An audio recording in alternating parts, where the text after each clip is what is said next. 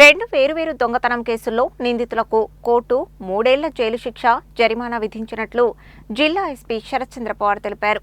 దొంగతనాలకు పాల్పడే నిందితులపై చట్టపరంగా కఠిన చర్యలు తప్పవని, నేరాలకు పాల్పడిన వారికి శిక్ష పడేలా నాణ్యమైన దర్యాప్తు చేపడుతున్నామని చెప్పారు.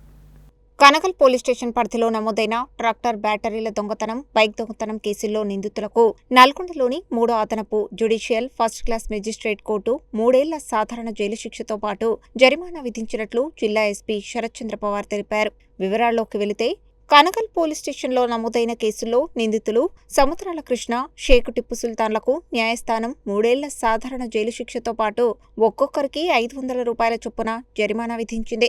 జరిమానా చెల్లించని పక్షంలో అదనంగా 7 రోజుల సాధారణ జైలు శిక్ష అనుభవించాల్సి ఉంటుంది. ఈ 2 కేసుల్లో సమర్థవంతంగా దర్యాప్తు నిర్వహించి నిందితులకు శిక్ష పడేలా కృషి చేసిన అప్పటి కనగల్ ఎస్ఐ పి విష్ణుమూర్తి, ప్రస్తుత ఎస్ఐ కె రాజీవ్ రెడ్డి, ఏపీపీఎన్ Krishnaiah, head constable P Narender, కానిస్టేబుళ్లు వై నాగేష్, ఎన్ మల్లికార్జునులను ఎస్పీ ప్రత్యేకంగా అభినందించారు. నేరాల దర్యాప్తులో నాణ్యతను మరింత పెంచుతూ నిందితులకు చట్ట ప్రకారం శిక్ష పడేలా పోలీసు అధికారులు, సిబ్బంది సమన్వయంతో సమర్థవంతంగా పనిచేయాలని ఎస్పీ సూచించారు. ఈ సందర్భంగా ఎస్పీ మాట్లాడుతూ దొంగతనాలకు పాల్పడే వ్యక్తులపై నిరంతరం నిఘా కొనసాగిస్తూ దొంగతనాల నియంత్రణకు ప్రత్యేక చర్యలు చేపడుతున్నామని తెలిపారు. ప్రజలు కూడా తమ విలువైన వస్తువుల భద్రత విషయంలో అప్రమత్తంగా ఉండాలని సూచించారు.